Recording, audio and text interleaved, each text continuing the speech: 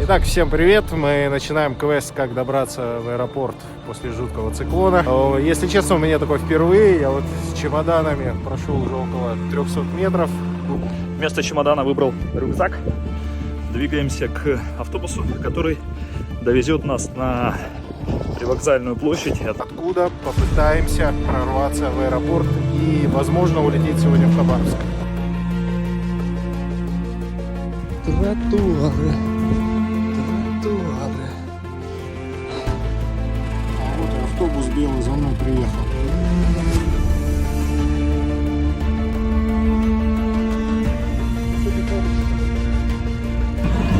Здорово, пацаны! Блин, до Хабаровска, да? Блин, вокзал.